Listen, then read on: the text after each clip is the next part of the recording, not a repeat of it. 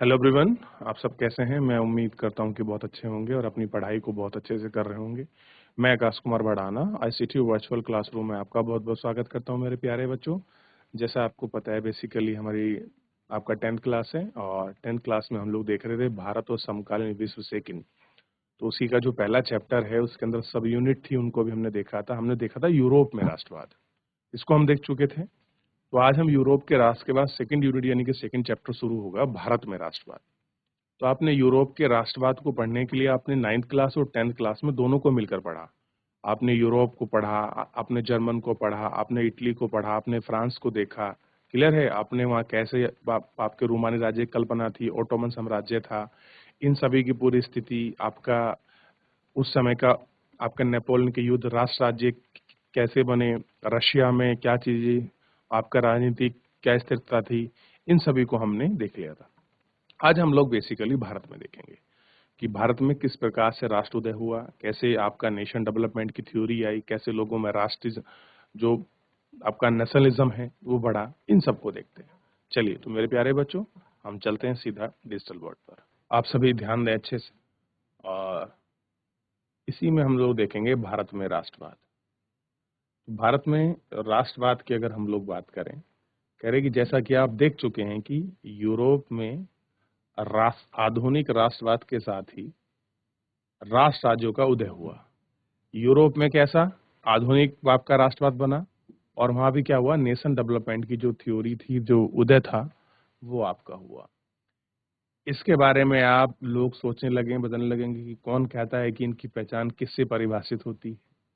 यह भावना बदल गई, उनमें राष्ट्र के प्रति लगाव की भावना पैदा हो गई। कैसा हुआ कि राष्ट्र में जो लगाव की भावना है वो पैदा हो गई। नए प्रतीकों और चिन्हों ने नए गीतों और विचारों के संपर्क स्थापित हुए। समुदायों जो आपके समूह, आपके जो सदस्यों की सीमाओं को दोबारा परिभाषित किया गया। ज्यादातर देशों में इनकी नई राष्ट्रीय पहचान का निर्माण एक लंबी प्रक्रिया से हुआ।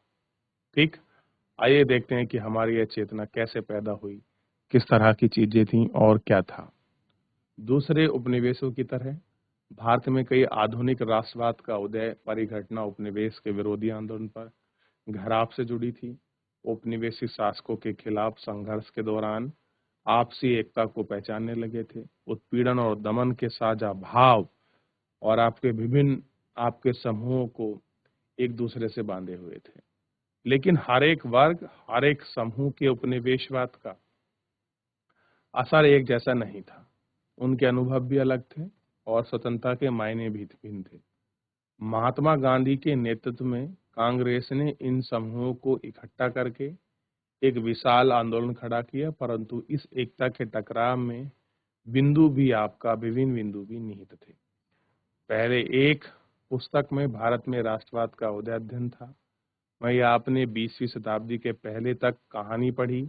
इस अध्याय में हमने 1920 के दशक के आगे का अध्ययन करेंगे और असहयोग आंदोलन। कहाँ से पढ़ेंगे हम बच्चों, ध्यान देखना है। इस चैप्टर में हम लोग आपका 1920 के आगे के अध्याय यानी कि असहयोग आंदोलन और सविनय सर्वज्ञ आंदोलन जो है, इन्हीं के विषय में हम लोग पढ़ेंगे कि कैसे असहयोग आंदोलन हुआ, कैसे आपका सविनय सर्वज्ञ आंदोलन हुआ, इन्हीं के विषय में पढ़ेंगे। और हम देखेंगे कि कांग्रेस ने राष्ट्रीय आंदोलन को विकसित करने के लिए किस तरह से प्रयास किए। किसने? कांग्रेस ने। इस आंदोलन में विभिन्न समूहों को आपका किस तरह से हिस्सा लिया, किस तरह से राष्ट्रवाद की नई आपकी कल्पना को जमा, इन सबको हम देखेंगे। सबसे पहले एक इमेज आपको दिखाई गई है, आप इसको गौर करके देखिए। ठीक, चलिए ध्यान दीजिए। अब हम लोग इसमें आगे बढ़ते हैं और आगे देखते हैं। तो कह रहे हैं 6 अप्रैल 1919 को भारतीय राष्ट्रीय कांग्रेस में आपका आंदोलन के दौरान सड़कों पर हम बड़े जुलूस आम बात थी। कह रहे हैं कि 1919 में जो ये इतने बड़े जुलूस निकल रहे थे, ये आपका कोई बहुत बड़ी बात थी नहीं। ठीक, यानी कि उस समय जुलूस निकलना, ये सारी चीजें होना उस समय एक बड़ी आम बात थी, क्योंकि आप जानते हैं कि किस तरह से ये सारी चीजें आपका हो रही थी और आप इनको देख सकते हैं। बात करते हैं पहला विश्व युद्ध, खिलाफत आंदोलन और असहयोग। ये सब एक दूसरे से आपका कैसे हैं, इंटरलिंक है। देखिए 1919 से पहले के सालों को हम देखे हैं कि राष्ट्रीय आंदोलन एक नए इलाकों तक फैल गया। उनमें सामाजिक समूह शामिल हो गए और संघर्ष की नई पद्धति सामने आई। इन बदलाव को हम कैसे समझेंगे, इनके क्या परिमाण हैं? कह रहे हैं जो इनके बदलाव हैं, इनके परिमाण हैं, क्या हैं, इन चीजों को हम समझेंगे। सबसे पहली बात यह है कि विश्व युद्ध ने एक नई आर्थिक और राजनीतिक स्थिति पैदा कर दी। इसके कारण रक्षा व्यय में भी भारी इजाफा हुआ। इस खर्च की भरपाई के लिए युद्ध के नाम पर आपके कर्जे करे गए और आपको करों में वृद्धि करी गई।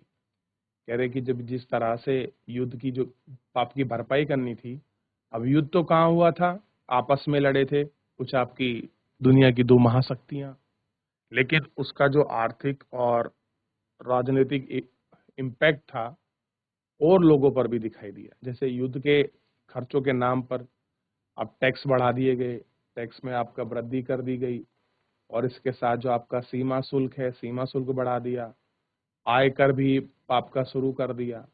अब देखिए पहला युद्ध कहाँ लड़े थे, मित्र राष्ट्र और धुरी राष्ट्रों के बीच लड़ा गया। ठीक, युद्ध के दौरान की जो आपकी कीमतें थी उनमें आपका तेजी से वृद्धि होने लगी। तो 1913 से 1918 के बीच आपका कीमतें कैसी हो चुकी थी, दो गुनी हो चुकी थी। यानी कि 13 से 18 के बीच में अगर आप रेटों को देखोगे, वस्तु के रेट में आपका दो गुने का इजाफा हो गया था आपका। क्लियर है बच्चों? तो इसको हम आपका देखे थे कि वहां किस तरह से है ये। अब देखिए अब हुआ क्या, जैसी आपकी कीमतें इसमें बढ़ने लगी, घटने लगी, तो दोगुनी हो चुकी थी। अब बताइए जब आपकी महंगाई बढ़ेगी तो जनता में विरोध होगा कि नहीं होगा, जिसके कारण क्या हुआ, आम लोगों की मुश्किलें बढ़ गई। गांव में सिपाहियों को जबरन भर्ती कराया गया, जिनके कारण ग्रामीण इलाकों में व्यापक गुस्सा था। व्यापक का मतलब है बड़े स्तर पर। प्रथम विश्व युद्ध के लिए लोगों अंग्रेजों ने क्या किया, भारतीय लोगों को सिपाही भर्ती किया। और कैसे भर्ती किया, आपका जबरन तौर पर। अब जिससे क्या हो गया, गांव क्षेत्र में गुस्सा भड़क गया। 1819 और 2021 में देशों के बहुत सारे हिस्सों में फसल खराब हो गई, जिसके कारण खाद्यान्न में भी भारी अभाव पैदा हो गया। यानी कि फर्स्ट वॉर भी हुआ, तुम लोग टैक्स भी बढ़ गया, चीजों की कीमत में वृद्धि हो गई और बचा खुचा क्या हो गया, इस समय आपका अकाल पड़ गया। अब फसल खराब हो गई तो जो खाद्यान्न था अब उसी में कमी हो गई और उसी के साथ क्या हो गया, फ्लू जैसी महामारी फैल गई। 1921 की जनगणना के मुताबिक दुर्भिक्ष महामारी के कारण लगभग 130 से 120 लाख लोग मारे गए। आप सोच के देखिए, कहते हैं 1921 का जो समय है ये एक ऐसा दौर था जिसमें जनसंख्या घटी थी बढ़ने की बजाय। कारण जानते हैं, वर्ल्ड वॉर भी था। ठीक, वर्ल्ड वॉर के साथ आप देख रहे हैं किस तरह से फसल खराब हुई, महामारी का दौर फैला, फ्लू जैसी बीमारियां हैं या अपने चरम पर थीं। इन्हीं वजह से क्या हुआ, लोगों की बहुत भारी मात्रा में मृत्यु हुई। इसी समय एक नया नेता सामने आया जिसने संघर्ष का नया ढंग और नया तरीका पेश किया। कैसे आया, एक नया समूह सामने आया जिसने नया संघर्ष का जो बाप का तरीका था और समूह था उसे पेश किया। महात्मा गांधी ने जनवरी 1915 में भारत लौटे। अब एक नया विचार आया जिसको कहते हैं सत्याग्रह का विचार। सत्य मतलब सच, ग्रह मतलब आग्रह से, मतलब कह रहे हैं कि महात्मा गांधी जनवरी 1915 को भारत लौटे। इससे पहले वे दक्षिण अफ्रीका में थे। उन्होंने एक नए तरह के जन आंदोलन का रास्ता चलते हुए वहां की नस्ल भेदी सरकार को सफलतापूर्वक लोहा लिया। अब देखिए यहाँ जिस तरह से स्थिति थी उससे अलग स्थिति कहाँ थी, साउथ अफ्रीका में। और आप जानते हैं कि साउथ अफ्रीका में कहाँ थे, महात्मा गांधी केस लड़ने के लिए गए थे। तो साउथ अफ्रीका में नस्ल भेदी जो चीजें थी वो बहुत ज्यादा थी। ठीक, क्या थी, नस्ल भेदी जो आपकी चीजें थी वो बहुत ज्यादा थी। और आप देख सकते हैं कि ये स्थिति थी वहां आपकी नस्ल भेद की, कि अगर लोगों को वहां रहना है, खाना है, बात करना है, ठीक, तो लोगों को क्या करना पड़ेगा, अपने साथ एक कार्ड रखना पड़ता था और उसी के आधार पर ये सारी चीजें कैसी थी आपका होती थी। अब क्या हुआ कि गांधी जी ने इसके खिलाफ अफ्रीका में एक आंदोलन चलाया, जो आंदोलन अपने बड़े चरम स्तर पर चला और चरम स्तर पर चलने के साथ बहुत सारी चीजें इसमें हुई। ठीक। और वहां की सरकार के खिलाफ आपका लोहा मंडवाया और अपनी बातों को रखवाया। इस पद्धति को वे सत्याग्रह कहते थे, यानी कि सत्य के साथ आग्रह को इन्होंने सत्याग्रह कहा। सत्य के विचार में सत्य की शक्ति पर आग्रह। कैसा है? सत्य की शक्ति पर सत्य के विचार में आग्रह की बात करी है, तो ये क्या है? आपका सत्याग्रह है। सत्याग्रह खोज पर जोर दिया। इसका अर्थ है कि अगर आपका उद्देश्य सच्चा है, यदि आपका संघर्ष अन्याय के खिलाफ है, तो उत्पीड़कों से मुकाबला करने के लिए आपके शरीर के बल की आवश्यकता नहीं है। प्रतिरोधी भावना, आक्रामकता का सहारा लिए बिना ही सत्याग्रही केवल अहिंसा के सहारे ही अपने संघर्ष में सफल हो सकता है। यानी कि अगर आपका उद्देश्य सच्चा है, आप बिल्कुल सही डायरेक्शन में हैं, तो जो आपके साथ अन्याय कर रहे हैं, क्लियर है, जो इस सारी चीजें हो रही हैं, असंघर्ष है, इसी खिलाफ आप क्या कर सकते हैं कि आपको शरीर के बल की आवश्यकता नहीं, बल्कि अपनी प्रतिरोध भावना, आक्रामकता के सहारे ही आप बिना हिंसा, बिना लड़े झगड़े भी करे क्या कर सकते हैं? आप अपना काम चला सकते हैं। ठीक है, तो ये आपको इसमें देखना था, ये आपको इसमें बात करनी थी। ठीक। अब आप थोड़ा इसमें देख लीजिए कि कैसे था सत्य के साथ आग्रह। ठीक। और किसे कहा गया सत्याग्रह? इसके लिए दमनकारी शत्रुओं की चेतना में झेलना पड़ी। अब क्या था कि शत्रु जो थे उनकी कुछ आपका दमनकारी नीति थी, जो उनको भी आपका झेलनी पड़ी थी। वो दमनकारी नीति क्या थी, किस प्रकार से थी, इनको भी देखेंगे। कह रहे हैं कि उत्पीड़क शत्रु ही नहीं बल्कि समाज के हिंसा के जरिए स्वीकार करने के लिए विवश किया गया था। ठीक। इस संघर्ष के अंततः वहां सत्य की ही जीत होती है। गांधी जी को विश्वास था कि अहिंसा यानी कि सभी धर्म सभी भारतीयों को एक सूत्र में बांधे रखता है। उनकी क्या भावना थी? जो अहिंसा है वो सभी धर्मों को, सूत्रों को एक उसमें बांधे रखता है। भारत के आने के बाद गांधी जी को कई स्थानों पर सत्याग्रह चलाया। ठीक। 1719 में उन्होंने बिहार के चंपारण इलाके का दौरा किया। दमनकारी बागानी व्यवस्था के खिलाफ उन्होंने संघर्ष किया। 1917 में उन्होंने गुजरात में खेड़ा किसानों की मदद की। ठीक। खराब फसल होने के कारण, प्लेग की बीमारी के कारण बाप के खड़े हुए किसान को लगान चुकाने नहीं थे।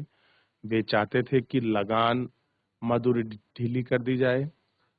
1819 में गांधी जी ने सूती कपड़ा कारोबार के लिए एक बीच के लिए आप अहमदाबाद पहुंचे और वहां भी उन्होंने इस तरह के ही आपके ये सारे आंदोलन, ये सारी चीजें।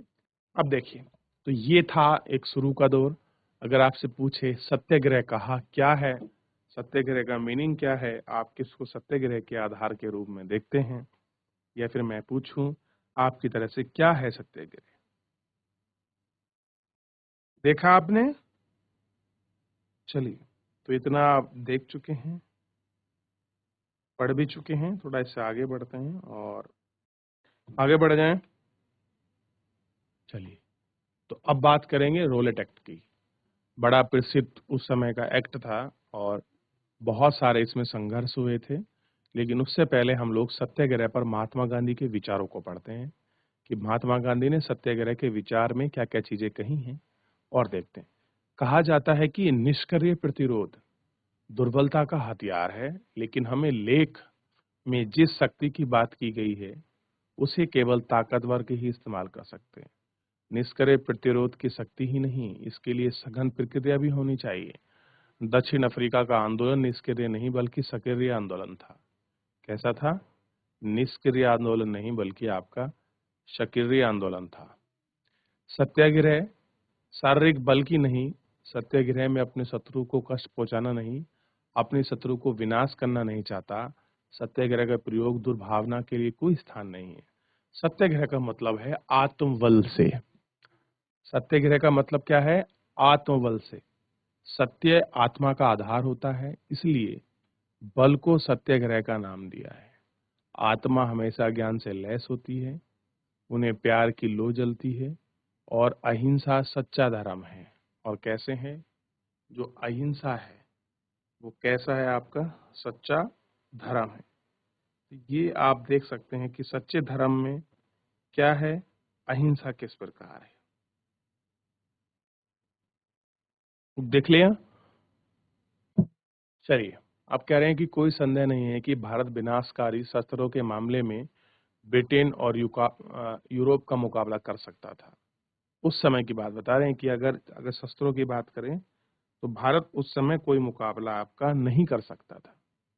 अंग्रेज युद्ध के देवता की उपासना करते थे। ये सब हथियारों से लैस हो सकते थे, हो जाते रहे हैं।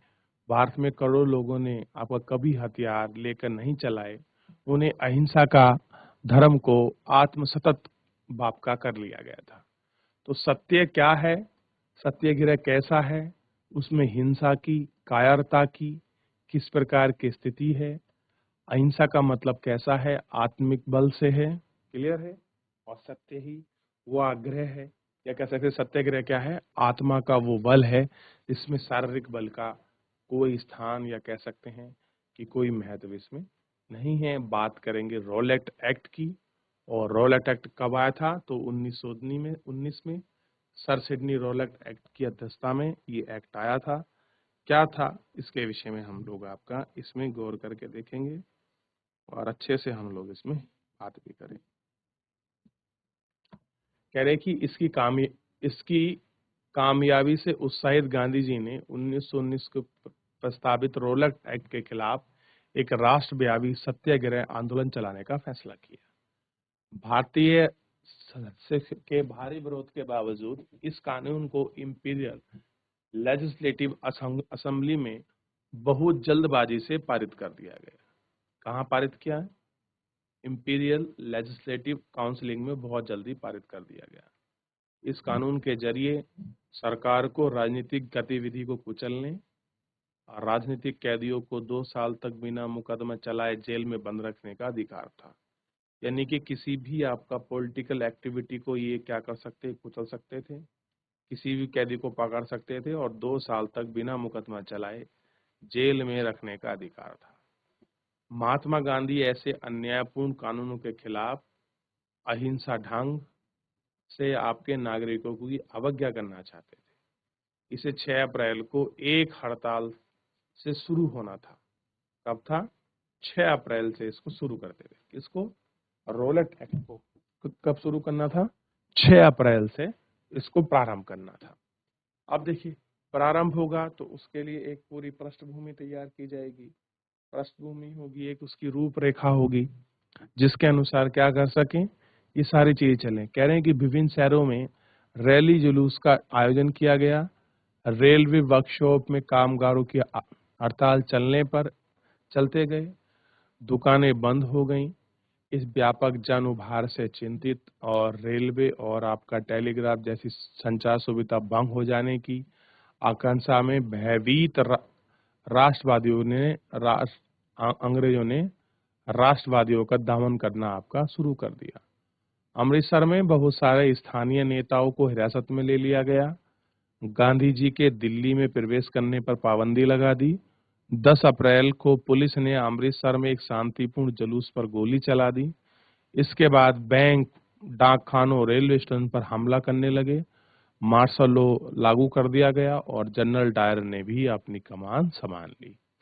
यानी कि मार्शल लॉ में किसको हॉट बनाया गया था इस समय पर? पंजाब वाले क्षेत्र में। तो जनरल डायर को इसमें मुख्य रूप से एक मुख्य भूमिका के तौर पर आप कह सकते हैं आपका देखा गया। तो ये आंदोलन की पृष्ठभूमि थी जो आपके सामने पड़ी और आप इसको देख सकते हैं कि कैसा प्रारूप आपका तैयार हो रहा था। तो कोई आपसे पूछ ले कि सत्याग्रह क्या है, कैसे भारत में इसकी शुरुआत हुई, कौन इसको लाने वाला है, सत्याग्रह का मतलब क्या है, सत्य से आग्रह के साथ अलग है, कैसे आपका प्रथम विश्व युद्ध हुआ, भारत में राष्ट्रबोध कैसे पनपा है, इसकी क्या लंबी प्रक्रिया रही है, इन सभी को हमने देखा और इसी में और भी हम लोग बात करेंगे। तो एक बार देख लीजिए, किसी को डाउट है मुझसे पूछ लीजिए मेरे प्यारे बच्चों, फिर हम इसमें आगे बढ़ जाएंगे और इसको गौर करके देखेंगे। चलिए, किसी को डाउट, कोई क्वेरी पूरे चैप्टर के अंदर जितना हमने पढ़ा है, ध्यान दीजिए। तो मेरे प्यारे बच्चों, फिलहाल आज हमने भारतीय राष्ट्रीय आंदोलन की शुरुआत को देखा और 1919 का जो रोलेट एक्ट है वहां से हम लोग शुरू करेंगे इस यात्रा को। रोलेट एक्ट की कहानी को भी पढ़ा कि कैसे रोलेट एक्ट आया था, कि किसी भी राजनीतिक दल को गिरफ्तार कर सकते थे, किसी भी कैदी को 2 साल तक जेल में रख सकते थे। बोलते थे कि इसको बिना वकील, बिना अपील के आपका कानून कहा गया, इसको काला कानून भी कहा गया, जिसके विषय में हम लोग कल पढ़ेंगे। थोड़ा एक बार पढ़ लीजिए, रिवीजन कर लीजिए। कोई डाउट, कोई क्वेरी बनती है मुझसे पूछ लीजिए। फिलहाल आज के लिए इतना ही। धन्यवाद।